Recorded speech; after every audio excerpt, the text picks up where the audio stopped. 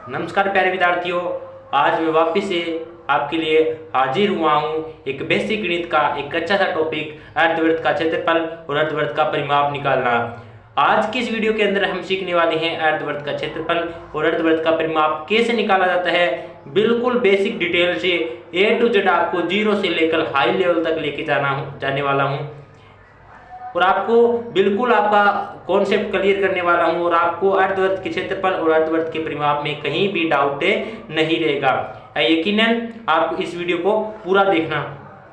तो सबसे पहले आइए चर्चा करते हैं कि अर्धवृत्त होता क्या है, अर्धवृत्त की क्षेत्रफल की आवश्यकता क्यों है, इन सभी के बारे में थोड़ा जानते हैं। देखिए, हमने एक वीडियो के अंदर वृत्त का क्षेत्रफल निकालना सीख रखा है कि वृत्त का क्षेत्रफल कैसे निकालते हैं।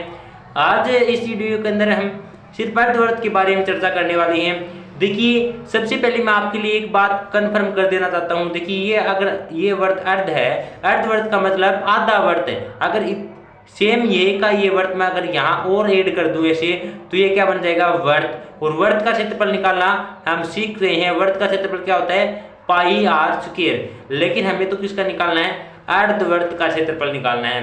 तो देखिए, एक बात हमेशा याद रखना कि वृत्त अर्धवृत्त हो चाहे पूरा वृत्त हो, त्रिज्या तो वही रहेगी, व्यास भी वही रहने वाला है। ठीक है, क्योंकि अर्धवृत्त का मतलब बीच में से काटा हुआ है, तो त्रिज्या कहाँ पे होती है, बीच में होती है। ठीक है, तो देखो बीच में है, इसका मतलब आर का मान कितना है।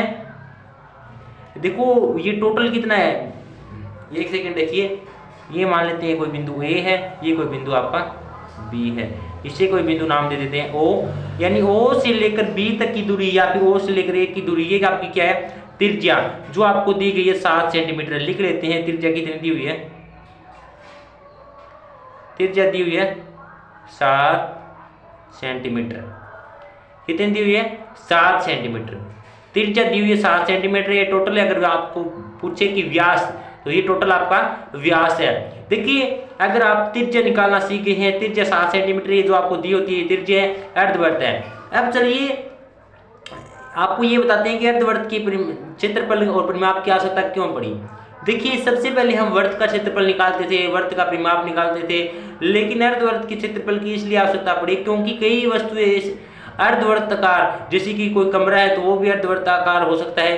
कई चीजें ऐसी है जिन्हें हम डायरेक्ट अर्धवृत्त का क्षेत्रफल ज्ञात करना होता है और हमारे पास कोई फार्मूला नहीं होता है। इसके लिए आपको डायरेक्ट अर्धवृत्त का क्षेत्रफल और अर्धवृत्त का परिमाप निकालने के लिए एक फार्मूला दिया गया है। बिल्कुल आसान है, बस आपको थोड़ा सा कॉन्सेप्ट याद रखना है। मैं सिर्फ आपको फार्मूले भी याद कराऊंगा, चिंता मत करना। देखिए, अर्धवृत्त का परिमाप ज्ञात करने का फार्मूला क्या होता है, अर्धवृत्त का परिमाप ज्ञात करने का फार्मूला होता है, देखिए वृत्त का क्षेत्रफल क्या होता है, पाई आर स्क्वायर। आप ये छोड़ दो एक बार, वृत्त का क्षेत्रफल क्या होता है, पाई आर स्क्वायर होता है। हमने सीख रखा है कि वृत्त का क्षेत्रफल क्या होता है, पाई आर स्क्वायर। इसने बोल दिया अर्धवृत्त, क्या बोल दिया इसने, अर्धवृत्त। अर्धवृत्त मतलब आधा वृत्त, आधा वृत्त है तो 1/2 लगा दो। बिल्कुल बिल्कुल अच्छा सा कॉन्सेप्ट है। यानी वृत्त का क्षेत्रफल हम जानते हैं पाई आर स्क्वायर होता है, अर्धवृत्त 1/2 पाई आर स्क्वायर, यानी हाफ। आधा मतलब हाफ, 1/2 लगा दो, ये अर्धवृत्त का बन गया। क्या अलग से कुछ याद करने को पड़ा, नहीं, कोई भी अलग से याद करने की जरूरत नहीं हुई। हमें पता था कि वृत्त का क्षेत्रफल होता है पाई आर स्क्वायर, तो अर्धवृत्त का क्षेत्रफल 1/2 पाई आर स्क्वायर। अब बात करते हैं, देखिए 1/2 आ गया, इंटू पाई की वैल्यू हम अच्छी तरीके से जानते हैं। पाई का मान होता है 22/7 या फिर 3.14। हमने क्या रखा, पाई का मान 22/7 इंटू आर स्क्वायर। त्रिज्या क्या है, त्रिज्या को आर से रिप्रेजेंट करते हैं और आर का मान कितना दिया गया, 7। और आर स्क्वायर है तो 7 का कितनी बार लिखना है, 2 बार, क्योंकि जो ऊपर इसकी पावर होती है वो ये बताती है कि आपको 7 को 2 बार लिखना है, यानी आर स्क्वायर यानी 7 × 7। ओके, अब देखना, जो ये 7 से है वो ये 7 डायरेक्ट कट जाएगा। ठीक है, अब 2 का भाग इसके अंदर दिया, 22 के अंदर क्या गया, 11, और 11 को 7 से गुणा किया, 11 × 7 = 77, यानी 77 सेंटीमीटर अर्धवृत्त का क्षेत्रफल आ गया, जिसकी त्रिज्या कितनी है, 7 सेंटीमीटर। क्या वास्तव में आपको नहीं लगता कि ये सेम सर वृत्त के क्षेत्रफल के जैसे ही है, वहां पे बस ये 1/2 नहीं था, पाई आर स्क्वायर था। देखो वृत्त का क्षेत्रफल होता है अर्धवृत्त का, बस आपको अर्धवृत्त में 1/2 और लगा देना है, क्योंकि आधा है तो 1/2 और लगा दो। ओके, उसके बाद अब बात करते हैं कि अर्धवृत्त का परिमाप कैसे निकालते हैं? बिल्कुल आसान है, अर्धवृत्त का परिमाप निकालना। अर्धवृत्त के परिमाप निकालने के लिए आपको क्या करना है? आपको एक फार्मूला ये आपको याद करना पड़ेगा, पाई आर प्लस 2r। क्या होता है? Pi r plus 2r, pi r plus 2r। ठीक है, ये आपको याद करना पड़ेगा।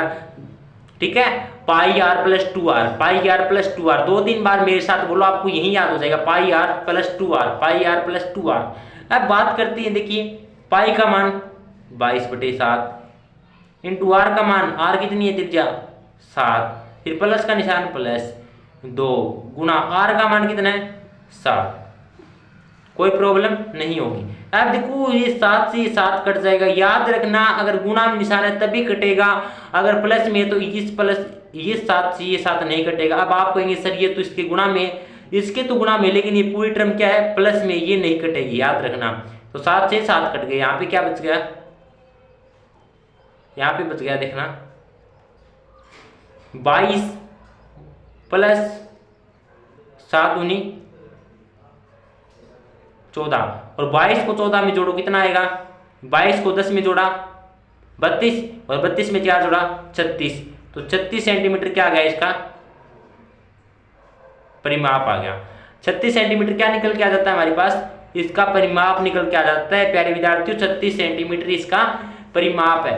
अब बताओ क्या अर्धवृत्त का क्षेत्रफल और अर्धवृत्त का परिमाप जिससे हम इतना ज्यादा डर रहे थे, क्या वास्तव में बिल्कुल सेम वृत्त के जैसे नहीं है?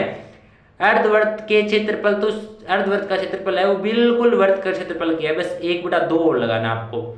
पाई का मान 22/7, आर का मान 7 × 7, बिल्कुल आसान है।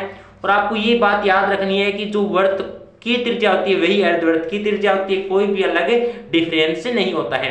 प्यारे विद्यार्थियों देखिए 2 दिन बीच में वीडियो नहीं आ पाई थी क्योंकि बीच में होली आ गया था, इसके लिए माफी चाहता हूँ, लेकिन अब आपके लिए रेगुलर वीडियो लेके आने वाला हूँ और आपके लिए बड़ी अच्छी है। अगर आप कक्षा 8th 9th 7th और 10th के अंदर है तो आपको पूरा का पूरा बेसिक कंटेंट मैथ, पूरा का पूरा मैथ हिंदी मीडियम के साथ इसी चैनल पे कराया जाएगा, वो भी बिना किसी फीस के। तो अगर आप भी जुड़ना चाहते हैं और एक अच्छे कॉन्सेप्ट के साथ अपनी मैथ की नींव मजबूत करना चाहते हैं तो आज ही हमारे यूट्यूब चैनल को सब्सक्राइब करें और जो पास में बेल आइकन है उसे प्रेस करें ताकि आने वाली सभी वीडियो का नोटिफिकेशन आपको मिल सके। और विद्यार्थियों अगर आपको अर्धवृत्त का क्षेत्रफल और अर्धवृत्त का परिमाप निकालना सीखी है तो प्लीज अपना लाइक और कमेंट जरूर देके जाना ताकि मुझे भी पता चल सके कि आपको समझ में आया है या नहीं, क्योंकि आपके और मेरे मध्य में सिर्फ एकमात्र ये कमेंट और लाइक ही है जो बताता है कि आपको समझ में आया है या नहीं। इतना काम जरूर करना और मैं लेके आता रहूंगा आपके लिए ऐसे अच्छे कंटेंट जो आपको मैथ के अंदर बिल्कुल मजबूत बना देंगे, बिल्कुल स्ट्रॉन्ग मैन बना देंगे। तो आज के लिए इतना ही, मिलते हैं एक नेक्स्ट अच्छे से कंटेंट, अच्छे से बेसिक कंटेंट के साथ। तब तक के लिए जय हिंद जय भारत और अपनी तैयारी में लगे रहना और मस्त रहना और अच्छे से एग्जाम करके आना। जय हिंद जय भारत।